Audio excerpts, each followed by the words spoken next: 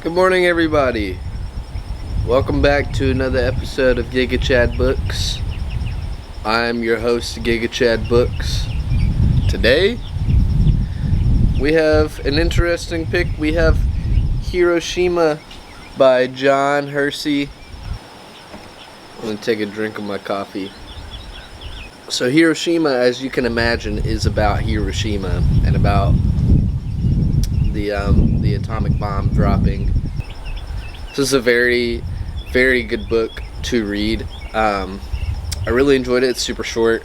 It's only 150 pages, but it's a really good telling of this event. So this book is told through the recollections of these people called hibakusha, which is translated into atomic bomb survivors, explosion survivors.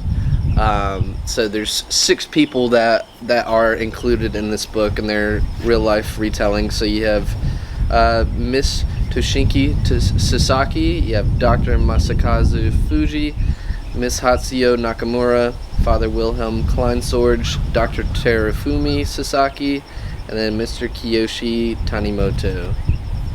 And I just felt like it was worth it to put out their names just because of, how valuable these people's experiences were and what they did at the time of this. The sacrifices that they made.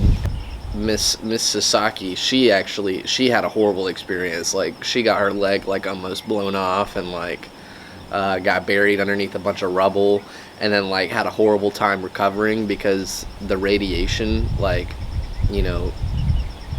the radiation from the bomb had such adverse effects.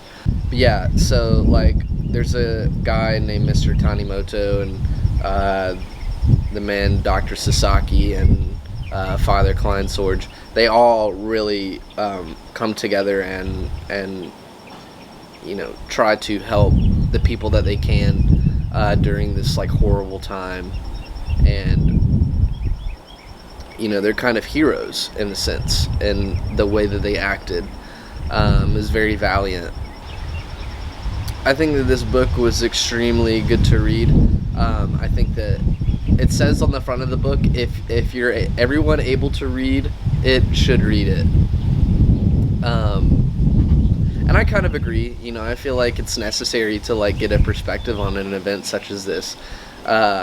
I feel like it kind of just betters us as human beings to understand tragedy and understand other people and what they've been through, because hopefully I won't ever have to imagine anything like this ever happening to me, because that would be absolutely horrible. But, it gives me a perspective on the sufferings of others, and I can appreciate it for that. And I feel like this is kind of an event that we don't really get the full picture of. I feel like it's definitely overshadowed by the happening of the Holocaust around this time, and obviously it's on a whole completely different scale, and is a completely unprovoked thing. And not that Hiroshima is also unprovoked, but I guess it wouldn't have happened if not for the war and them trying to end the war, I guess. So they turned to drastic measures, but it's just so horrible that so many people that just weren't even involved with this didn't even have a choice, were subjected to such torture and such cruelty. I wouldn't say that it was hard to read, because I've just read my fair share of horrible things, but it is hard to believe. It's hard to think of an event where just such catastrophe happening and just seeing the miserable state of everybody around you, and just in such a way that there's a part in the book where somebody is trying to help another person, and they go to pick somebody up off of the ground, and they grab their hands, and then their skin just comes off in a glove. And I was like, holy shit, bro, that is fucked. I couldn't imagine happening that, and that's not even psychologically, if that happened to me, my brain would just turn into mush, you know. So I couldn't imagine the psychological impact that happened to the survivors, and you know, just witnessing this whole thing unfold in your country just one day, completely unprovoked. I really like the way that this story was told. The first almost 100 pages of it are just about you know, the days following the atomic bomb dropping and the experiences that these people had. About like a week or two, I believe, and then the last like 50 or so pages is a revisitation of these people. There is like a separate section for each person that just details their life following the atomic bomb dropping,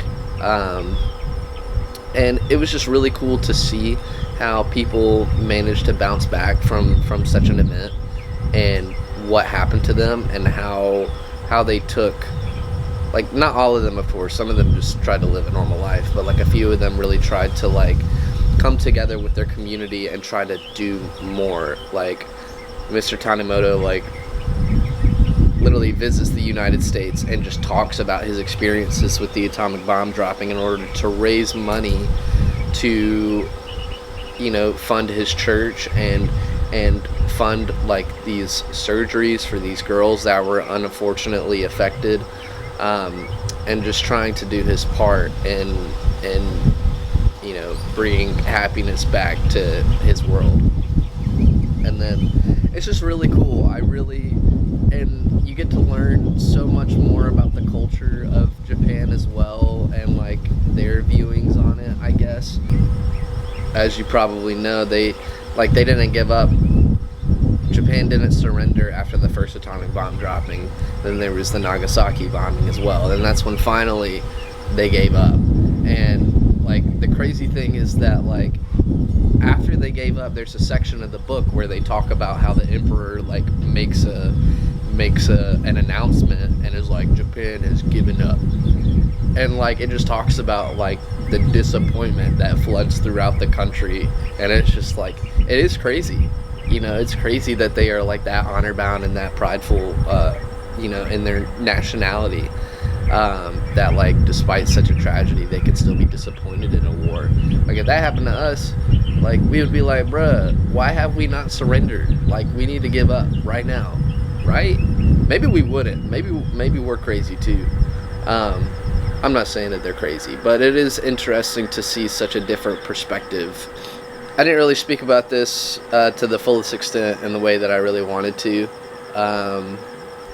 This is definitely not a good book review, but I do highly suggest for you to go and read this book because it's super short and it's very easy, and I think that it's a great thing to read and to understand, and I think it has a lot of value in it, in reading it. And I think that, you know, I don't think there's anything to lose in reading it. I think that it's a good thing for us to know about and to experience.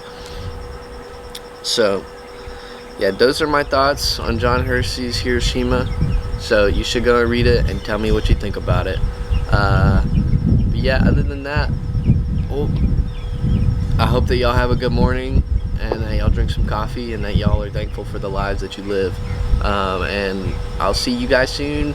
Goodbye!